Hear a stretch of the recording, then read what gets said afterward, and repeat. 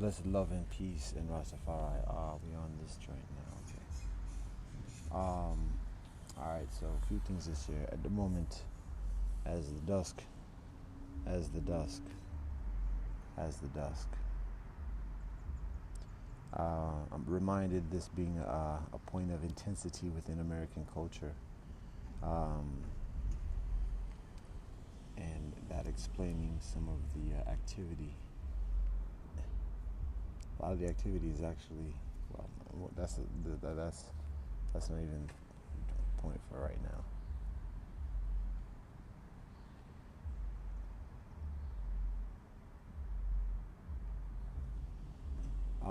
First thing, still this joint of black and white.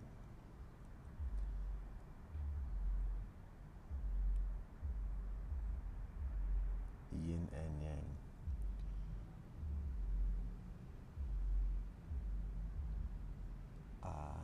It's a reiteration of what I articulated before, that that trope, the whole thing, conventionally speaking, is disintegrating. Um, and I'm not trying to be doomsdayish or whatever, or like I'm not trying to flex with some like prophetic hysteria of whatever. It's just informing. I guess there is some type of solicitation or even like proselytizing in terms of reconciliation and honesty. Is truth proselytizing? That's a consideration right there. Oh, that's beautiful. All right. There's basically two things I have to share at the moment. Seemingly comparatively brief. It's always seemingly.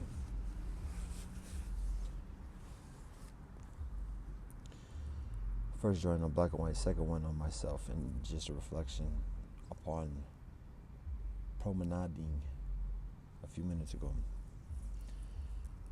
Life and stages. So black and white.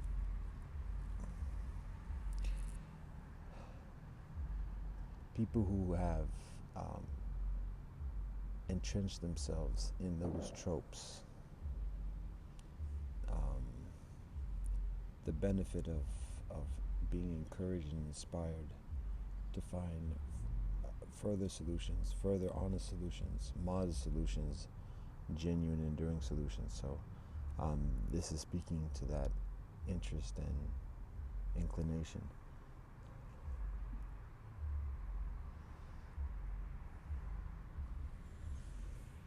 Wow, just like so much. Oh, okay. I hardly slept. Okay, so that's why my concentration is like this at the moment. But I am mindful, like how much I've done this. It's drunkenness. This is hard liquor right now. I'm drinking hard liquor right now. All right. I am. This is being recorded, but I am in the Wi-Fi spot, so it's like a beer with a hard liquor with a chaser or something like that. Anyways, mixed drink. Haha, funny.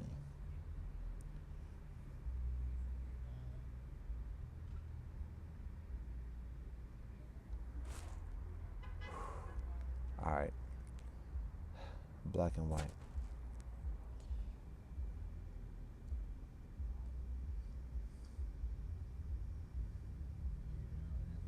There's a specific way of saying this, and so I'm trying to remember the specific way of saying this.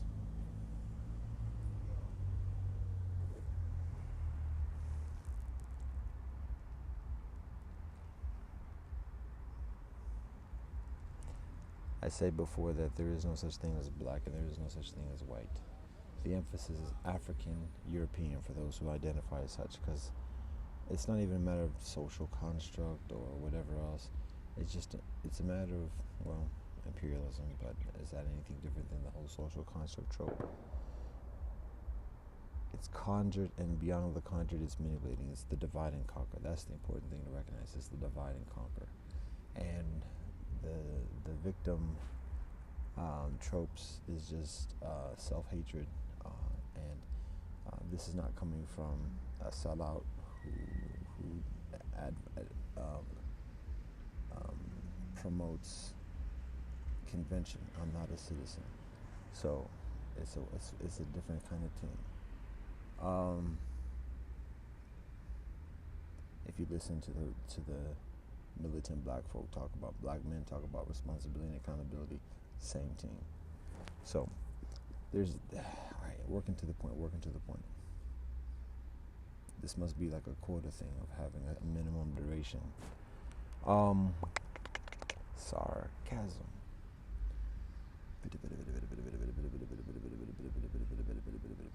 Ha ha ha.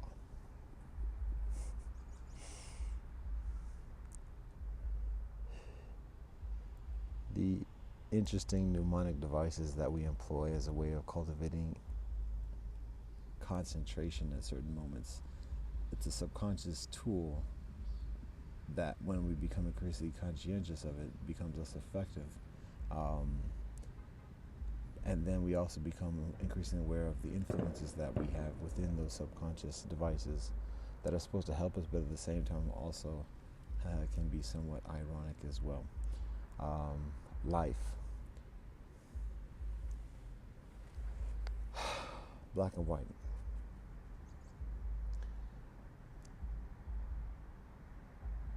So those, basically the point is, those games are running out. Like the whole game of race, black identity, this and the other is going out. Now it's not as like of a huge fall or whatever as like democracy is. However, this is interesting. It's not that unusual, but it is interesting. The game, the race politics. Let's say that. Let's call it race politics. On the upside, downside, whatever, flip side, all that. The race politics is played out. Like the efficacy of that. People, you have to be able to see how is it. I mean, what am I basing this on? How much do I know about what's going on in society other than what I observe in this oracle device as well, in addition to what people communicate to me? So, yeah, what do I know? It's race politics is played out just as a methodology wrote from giddy up, but just seeing the increasing desperation in the tactics and the leverage that's being pulled and everything else like that. It just seems it gives an air of further. All right, so there's a specific point here that I'm sharing. Wow, concentrating.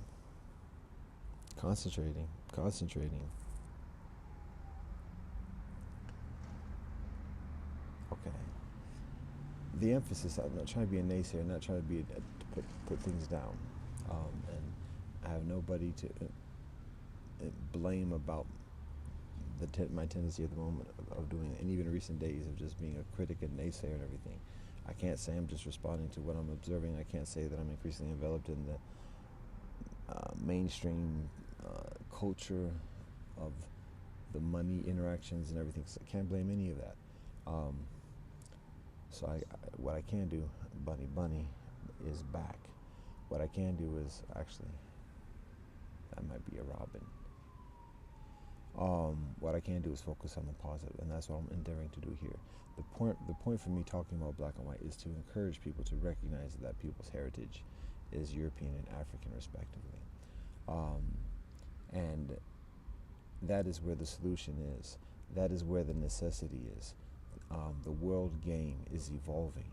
The world is catching up to the United States. The world is caught up with the United States, and that's where I'm getting to with this, because I'll just say it, and there's like a clean kind of summation that follows this statement, and that's what I've been trying to think of. But at the moment, I'm just going to get into it and see how I can conclude it. But it's basically this: black folk have helped white folk get over on Africans for a long time. And black folk have helped white folk get over on Europeans for a long time. White folk have helped black folk get over on Africans for a long time.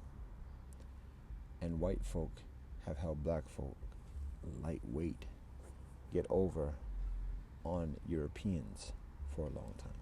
So the point of that is saying that when people adopt the American identity, there's the forsaking to increasing degrees of one's ancestral heritage, living in a different land, speaking a different language, practicing different culture and customs, and additionally, and thus being less rooted and increasingly susceptible to the influences, leverages, and how people value oneself. Just stack up money because that's what people value. That's what people value in others.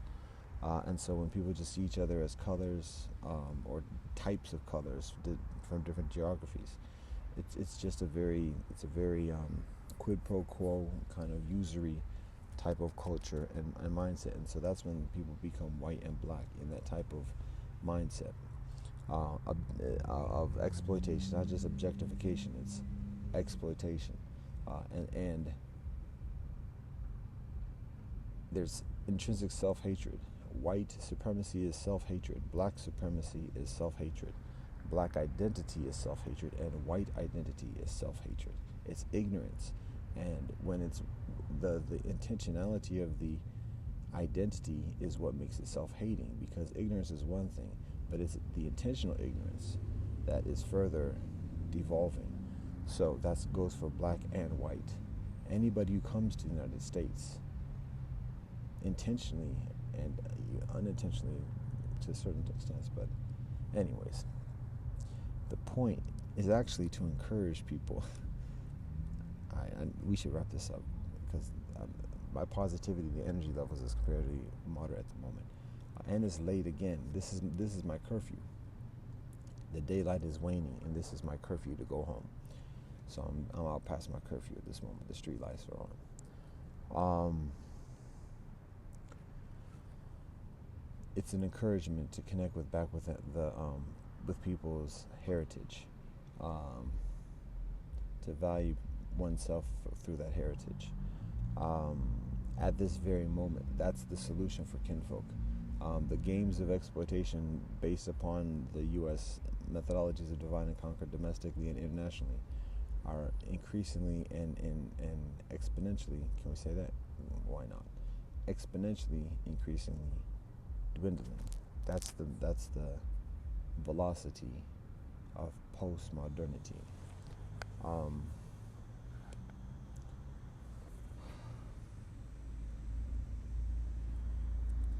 What does any of that mean?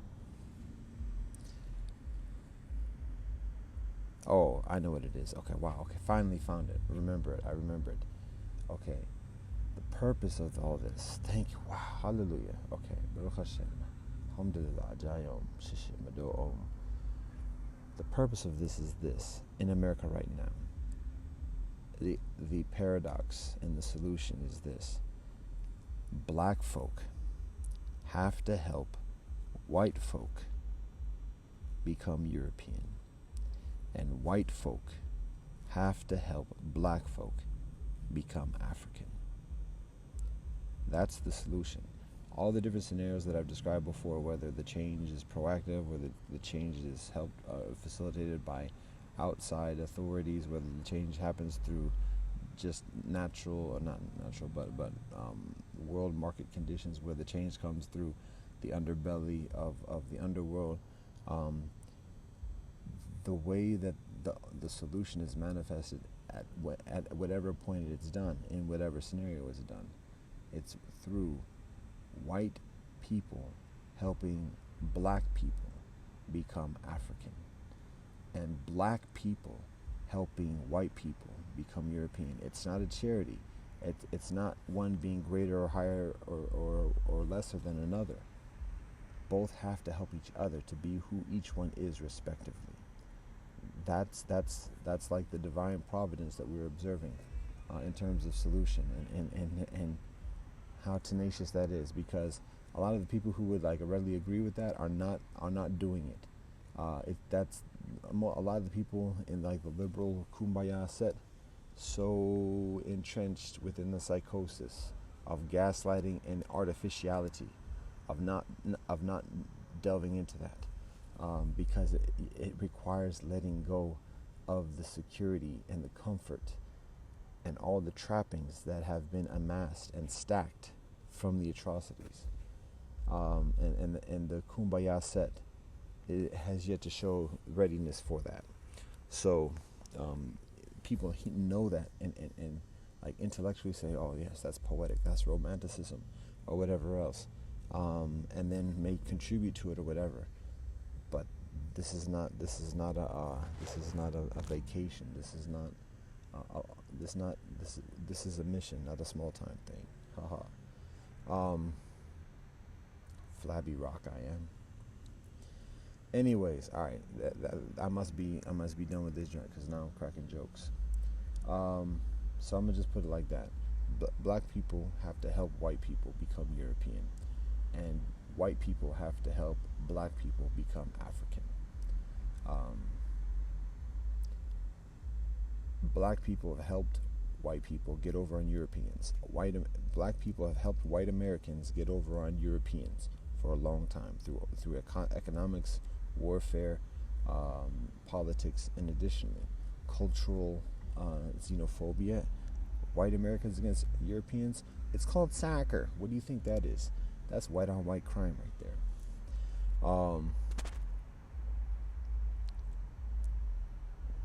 We're gonna let that reverberate. And at the same time, white people have helped black people get over on Africans. How do you think the slave trade begins? Because white folk make deals with black folk in Africa. Black folk, what we talking about black folk? Haha. Kinfolk who just claim this, claim that, but are at each other. That's black. So black folk was like that before even coming to this continent. It's not a matter of, it's a matter of just, all right, I've said it. I'm not going to delve into the whole, I'm going to avoid the further negativity, whatever, if they're trying to explain it. But there's been this history of exploitation and falsity and deceitfulness, and the pretenses of identity based upon that as well. And that's what black is, and that's what white is. And even though black and white claim to hate each other, they've been helping each other get over on their forebears and their four cultures for hundreds of years at this point. And so there's a lot of healing to be done in each one's own respective camp. And the so-called opposite race has to help in doing that, because that's the cosmic karmic mechanics and mathematics in this joint. So anyways, for those who are listening, for those who have ears to hear,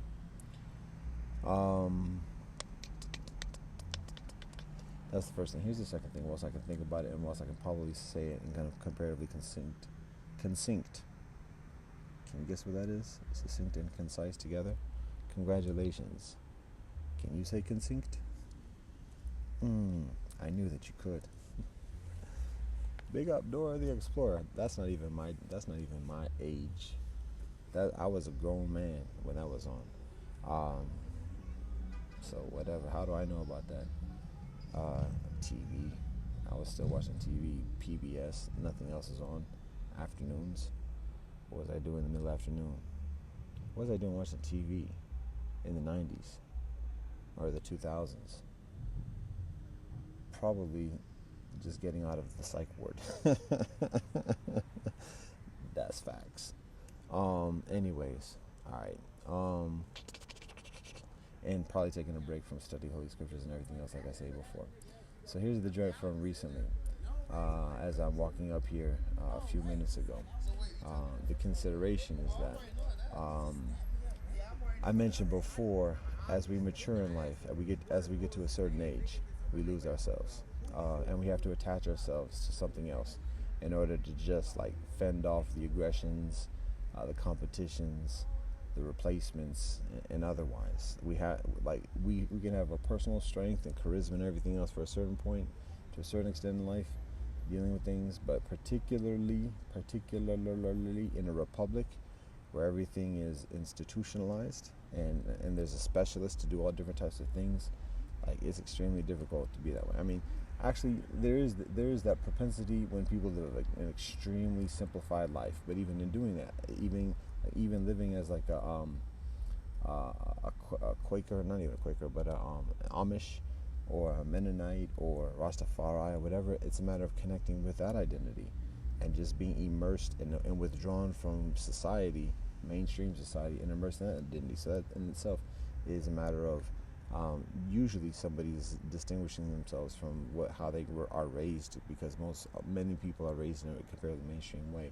So even to immerse oneself in a reclusive kind of culture, that's changing who one is and adjusting and attaching to something besides oneself. So anyways,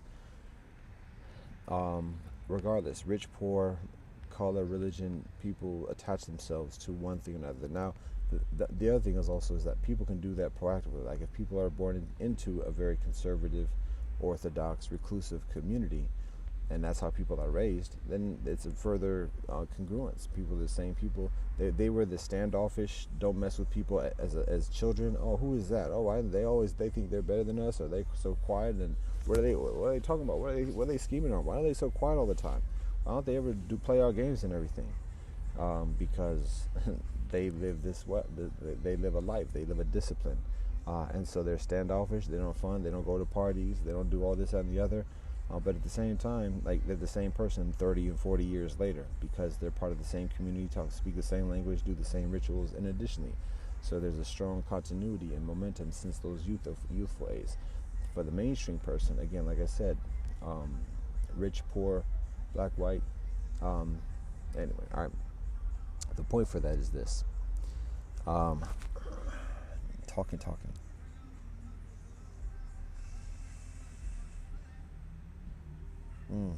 Okay.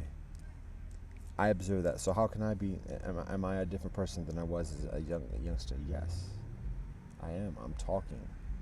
I don't talk in public when I'm young. I couldn't ask for ketchup at Burger King for French fries. Too shy, too embarrassed, too reserved. So didn't talk to people. Um, just stayed to myself. Stayed to people I knew in my shelter cocoon, and that's it. Went to school, went to class, didn't hang out, didn't go to the lunchroom, didn't go to the cafeteria, didn't hang out after school, didn't have any extracurricular activities, didn't go to parties, went straight home in less than 10 minutes. That was the quiz. If I could get home in less than 10 minutes, walk home in less than 10 minutes, and then zone out, television. That's pretty much it. Maybe some homework. That's my life for a long time. No phone calls, no parties, whatever else. So that's my life. When I go to university, I have to get out of my shell somewhat because I stay in a dorm, and that's life. So it helps. I get out of my shell somewhat, but still, Peter doesn't talk to girls. Peter doesn't go to parties. Peter's in his room all the time. Peter's doing He's doing his schoolwork. Okay, he's starting to do activities. Okay, he gets drunk when we invite him to parties, and he acts like a dickhead. So, he stopped drinking now he smokes. So okay, he's mellow out. And it was about that time when I started getting out of my shell. Actually, it's when I traveled outside the country that I felt at ease and like an honesty in relating with people internationally, like outside the United States. That's the first time I felt like, I have close kinfolk, genuine kinfolk who are close friends through the years, very select kinfolk in specific contexts. But as a generality of like just general socializing, I do socialize when I'm in a fraternity at university, but at the same time, it's uneasy for me. It doesn't come natural. And like I said, drinking a lot, and that's what is significantly predicated upon. It's when I get to England, outside of this country, outside of the falsities and artificiality, superficiality, hypocrisies, and just gaslighting all over the place. That I have like, wow, this is like what conversation honesty is like. Not everybody's not this, that, the other. Not everybody's honest or whatever, or 100%. But it's just like it's a different vibration. And I'm like, okay. And I open up, and it's like, wow, okay, life. Then a little bit later, I get to law school and travel again. That's when I started getting out of my shell. Wow, what's the point for all this? The point is that who I am when I'm younger, most people don't know. The people who know me at that stage, of like, if I'm going to say who I am at that in this life or whatever, is that very reserved boy, young man, all the way through university. Very few people know that man. No, very few people know that boy and young man.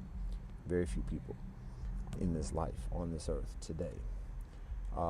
And those who do know that person, my family particularly, would say he's decent, he's intelligent, he's loyal, he's devoted, has a strong mind, a strong sense of purpose, but also he's greedy, he's controlling.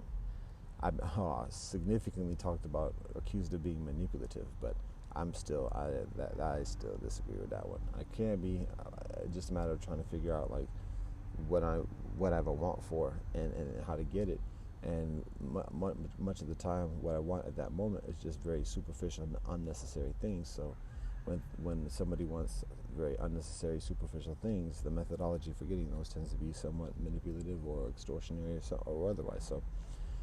Anyways, but it's no different than anybody else during that time as well. So I'm not going to get into the details who would accuse me of being manipulative, but a number of people would call me or recognize it, or not call me this, but just like say, yeah, no, he's greedy. I ate all the food. I was a big dude. I ate all the food. And I would be controlling. I was the older brother, so I would be like, nah, but not all the time, but just there. And I would be loyal. I'd look out. I'd be protective. And I'd be considerate. So that's generally who I am. However, that is not how I am at this moment, generally speaking. People can argue that, but few people have like the grounds to do that. Because that type of person requires like not an entourage, but like the people who are I won't say the court, but the subordinates. And I am without the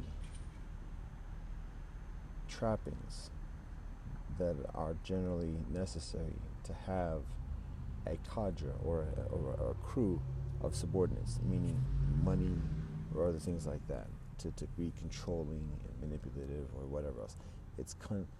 I've learned, particularly as a mixed person, like people who tend to be like boss hogging or whatever are entrenched in a community where there's an established way of doing that, and like there's roles that people play in that kind of culture. And being mixed didn't have like that like established methodology. Like if one is Greek, like somebody is the head knocker or somebody is the rich person or whatever, and then they have their crew based upon like somebody is like the child of the cleric or whatever, and like that's how the hierarchies from a young age are established, generally speaking, and then habits. But mixed people, generally speaking, even when being rich, there's all right. Point is, didn't have the earthly means to be kind of that person as through life, going through life, and being aware of that, particularly at high school. Knew that at middle school because our family was like middle class and everybody else is upper middle class. So like didn't have the things that were necessary to be that controlling, manipulative person, and knew that. And so I defined again my purpose, my value, a purpose in life, and my value therein. And it was altruism. It was service. It's helping people. And so I value myself from a young age in doing that. I always had fashioned myself as the bully's bully. And so when I'm amongst people that I feel safe and secure with and that I trust, that's who I would be controlling or whatever else, or seemingly. And it wasn't that much anyways. Um, as I mature, I become further um, entrenched. Am I controlling just to a feigned audience? There's a whole lot of hyper cynicism and criticism that can be applied by would-be psychoanalysts, analysts, and otherwise. And the answer is yes to everything. The consideration is how much. Is the Buddha controlling? Is Jesus controlling? And otherwise. So the point is that what I recognize within myself is that I devote myself to truth and honesty. And in doing that, I lose my persona. And part of what precipitates that is that I view, I have to be mindful of how much I share here because this is personal stuff. And when I say personal, it's not about me, it's about other kinfolk, and I have to be mindful of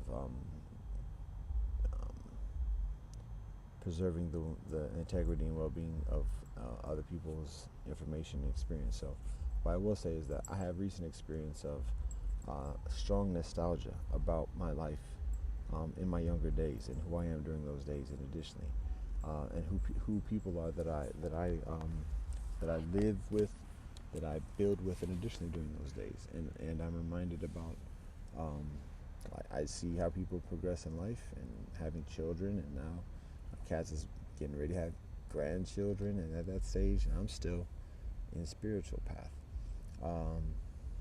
Hallelujah. But what I recognize is that I might seem like I'm a sane person.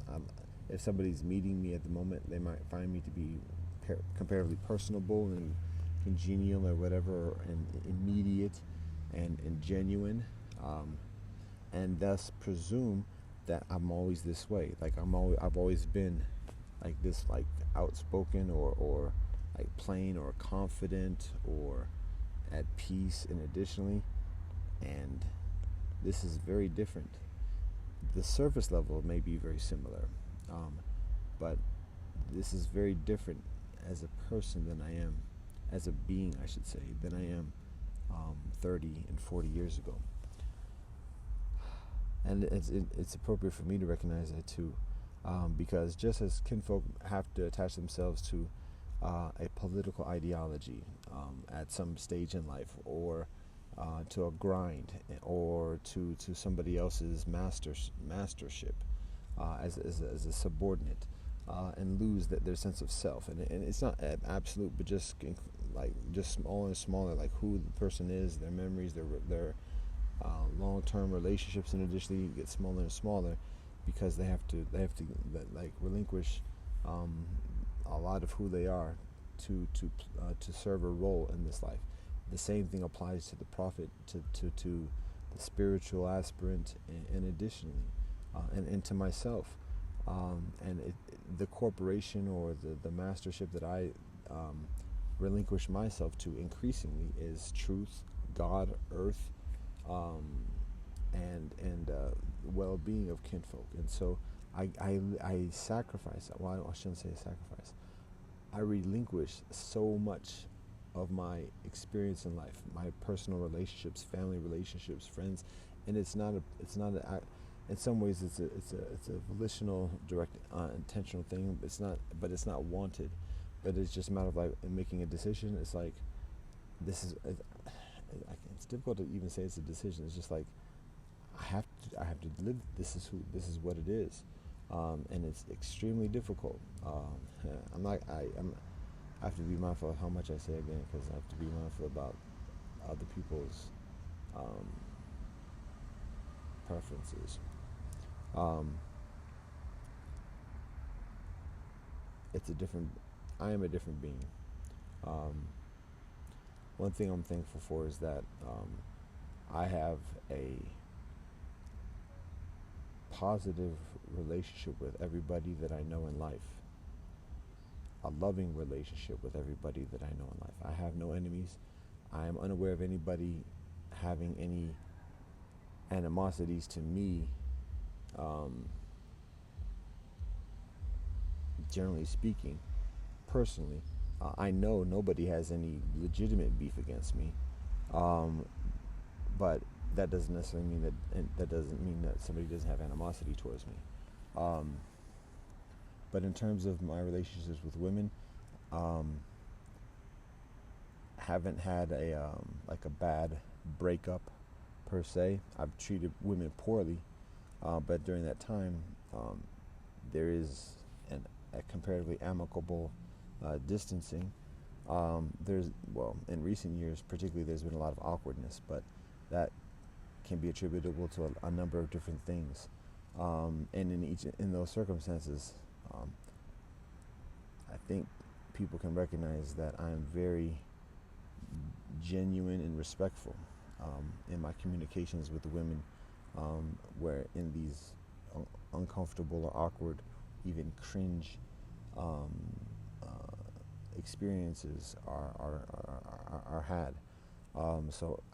Actually, you know what? Some women can accuse me of being disrespectful, to be honest. However, I'll say this one part: those accusations of disrespect would be somewhat unfounded, because any of those communications of disrespect are basically response to what is initially communicated to me. So to call my responses to those communications disrespectful would be disgenuine and discounting the communications that are initiated to me. So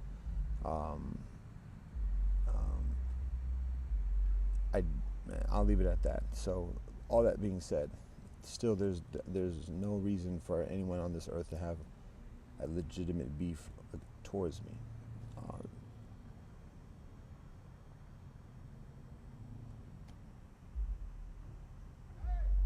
As honest as I can fathom, God knows best. People can still have hostilities. People can still conjure hostilities. What am I talking about now? Aside from the challenge of concentration, now we're getting to the realm of lapse of concentration. That's not a favorable combination to be doing articulations. So, guess what? That's a signal of conclusion. That was just a stretch. I was talking about something, but point is that even I think some people can recognize that when somebody goes a corporate route or whatever, like, oh no, he changed. Like some people have talked about celebrities changing, like the game changed them or the system changed them or whatever else. And so people can kind of recognize that as a thing or whatever. But the thing is, that happens to everybody. Everybody. People can call it compromise. Some people can call it selling out. But everybody has to give up something of their personal self in order to attach themselves to a systemic way of being, to support themselves, particularly in like these mass macro systems of institutionalizations and specializations and everything else like that. So that's all around, even to the spiritual aspirant, even to the prophetically inclined and otherwise. But the nature of that compromise is different. People talk about God. People talk about religious teachers. And additionally, people can I'm sure many people can recognize that they know somebody who's converted to a religion, and now that's all that person talks about. That can be recognized as that person attaching themselves to a systematic methodology of cooperation and support, and for better or worse, however the person might be perceived by their loved ones from before. That's another example. So, but everybody does that. Everybody does that in one way or the other, to differing degrees of severity. So I guess the point is in recognizing, particularly for young kinfolk who are in their teens, in their adolescence, in their 20s, and additionally, and still kind of figuring out their path. It's to go to that scenario that I described, the orthodox person, who's not mainstream, who's not going and doing everything to be popular, and everything else like that, has a knowledge of self. Like, they're quiet and And how can they just be that way? Why aren't they desperate to like impress people and like fit in and do everything else like that? Because they know that there's a greater purpose. They know that there's a greater experience. They know there's better things in this life. They're taught that, and so that's helpful.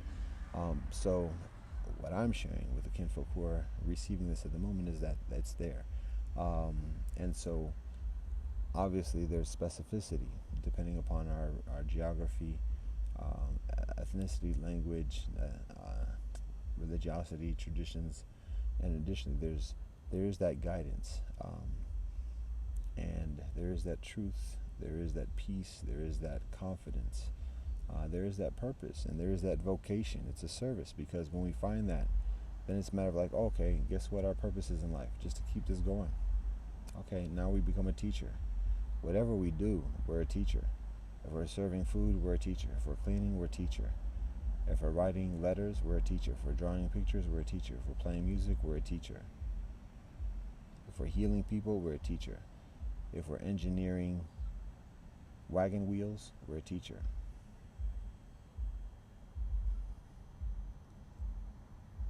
And we're going to our rituals, and we're singing our songs, and we're teaching our songs to our children,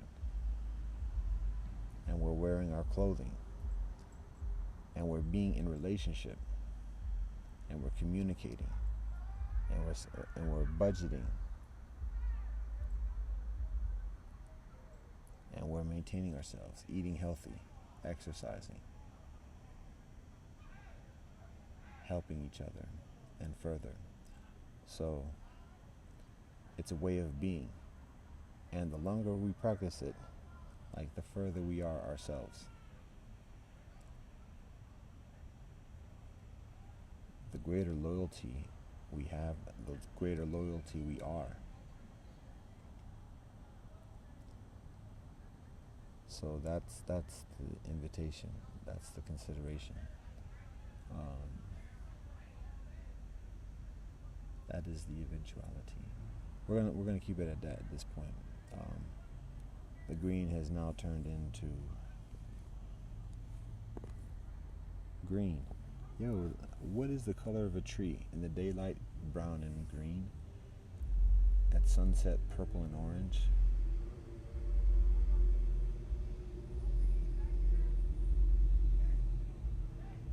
In the day up, the earth up, hours, maybe a bright yellow, orange and purple. And then at night, in the middle of the forest, black. The tree has an infinity of colors without even moving in one day.